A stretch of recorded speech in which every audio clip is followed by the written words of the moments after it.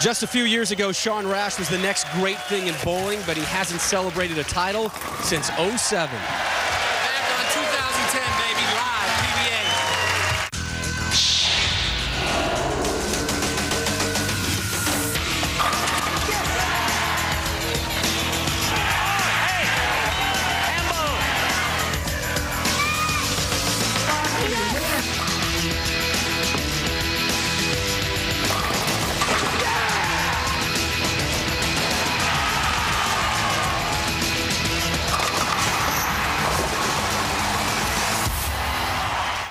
There will never be another like Earl Anthony. His 43 titles and 10 major victories solidified his name in bowling's history books.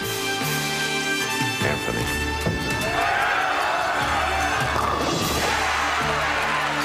Earl Anthony. Though the legend has been gone for nearly a decade, he still cast a long shadow over the sport. Last season, he was voted the #1 player of all time, and the respect from his peers and admirers lives on. He's a superstar. He was an amazing person. Well, it's an honor to know him. He is the best that will ever step on a lane. He was the man. He was the man. Today, the Lumber Liquidators PBA Tour returns to Earl's house, Earl Anthony's Dublin Bowl, for a tournament that honors his great legacy. And we welcome you to the Bay Area and Earl Anthony's Dublin Bowl, where today we roll in memory of the greatest bowler to ever grace this game. Coming up on the Earl Anthony Memorial Classic, we begin with the pair of men's semifinals. Sean Rash tries to end a rough patch on television. He'll take on Mike Machuga, who's seeking his 3rd career PBA Tour title. Non-exempt player T-Money Anthony Lacause will duel Mike Wolf, who's in pursuit of his 5th career title. But that's not all. It's the final event of the PBA Women's Series, presented by Bowl.com. The better half of the Barnes family, Linda Barnes, taking on Stephanie Nation in our final singles event of the PBA Women's Series this season. And good morning to you from the West Coast. Rob Stone, joined by 13-time titleist Randy Peterson. Good crowd here behind us in the Bay Area. Next week, we're in Las Vegas for the 2nd major of the season, the Tournament of Champions. This week, a wonderful tune-up event, challenging lane conditions, and some really passionate personal stories. We begin with Sean Rash. This kid burst onto the scene in a big way. Since then, you get the sense, Randy, his ego a little bit dented. Yeah, he really has. You know, he started out great, winning his first 7 matches on television, but it's been a big struggle ever since. He's lost his last 4, including 2 giveaways at the World Series of Bowling. He says, Rob, Randy, I've got some demons. I've got some real demons.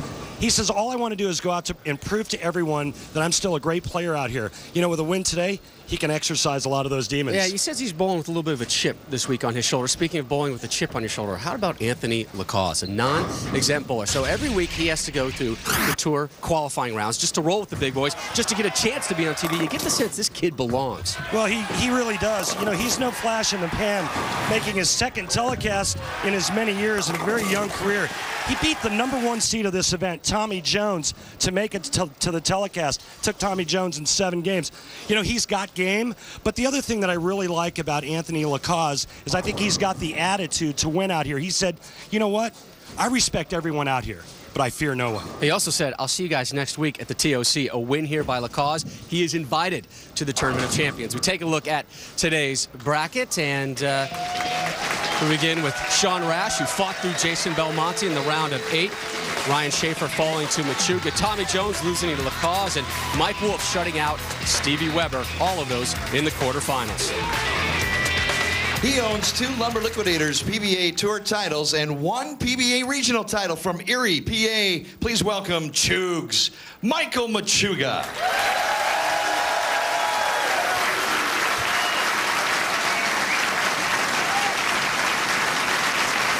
Machuga making back-to-back telecasts after finishing 5th in the Pepsi Red, White, and Blue Open in Wichita, Kansas.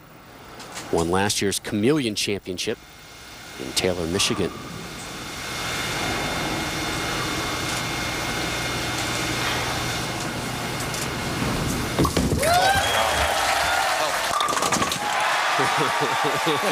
Start with the Brooklyn. He's battling some real bad wrist issues. All right, first one's out.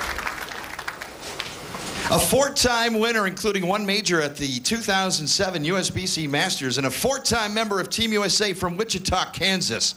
Please welcome Sean Rash. Sean made 3 shows last season, 2 singles, 1 double, but did not win a title. Again, started his career 7-0 on television. He has now lost his last 4 matches under the lights.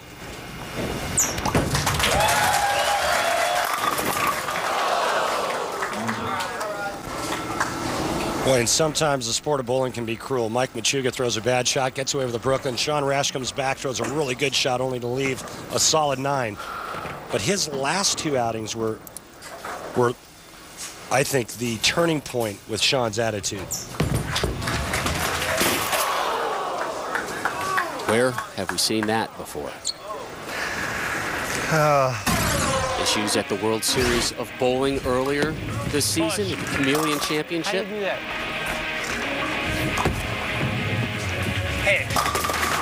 Leaves the 7-10. Just things we don't normally see from Sean.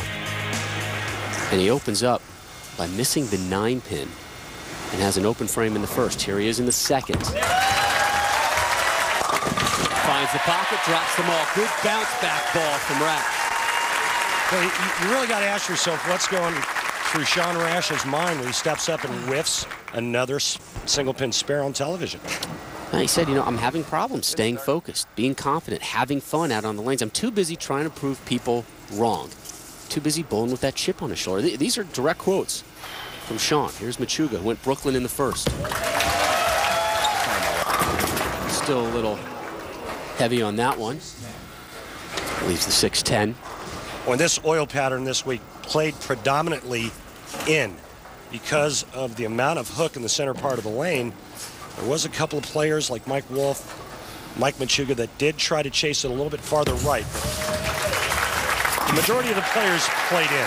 Time now for our lumber liquidators. Know the wood. It's the Earl Anthony pattern this week. Very flat pattern, which means... Well, hang on, I'll get to that. But I got something else for you. Oh, carry Guess on. what? New for 2010, a brand new lane oil for the players, the New Brunswick Connect oil, designed for low friction surfaces. But you're right, 40 feet in length, very flat, and basically the way the lanes played was the middle part of the lane just caved in. An oil pattern Earl Anthony would be very proud of. Strike, spare, strike for Machuga through 3. First frame jitters. This oil pattern really puts an emphasis on shot making. And that was Earl Anthony's forte. Nobody made better shots than Earl did. Sean Rash, this is 6th top 20 finish of the season, 3rd in the top 5. Entered with the 10th best average on the tournament coming into the week.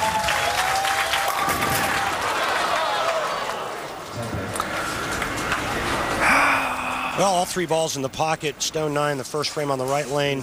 And now the week 10, Sean Rash is hitting the pocket. He's just got to keep it together mentally. He can get to the pocket. His shot looks good, and he loves playing that deep inside line.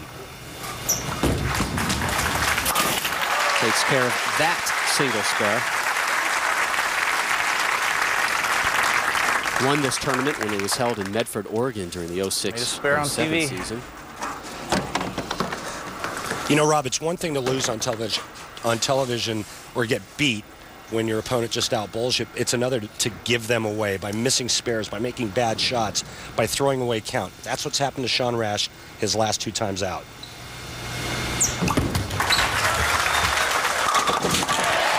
Spare strike for Sean Rash. Open frame, rather, in the first. But when we return, we'll tell you why Mike Machuga almost didn't bowl this week when we return for the conclusion of his semifinal battle with Sean Rash.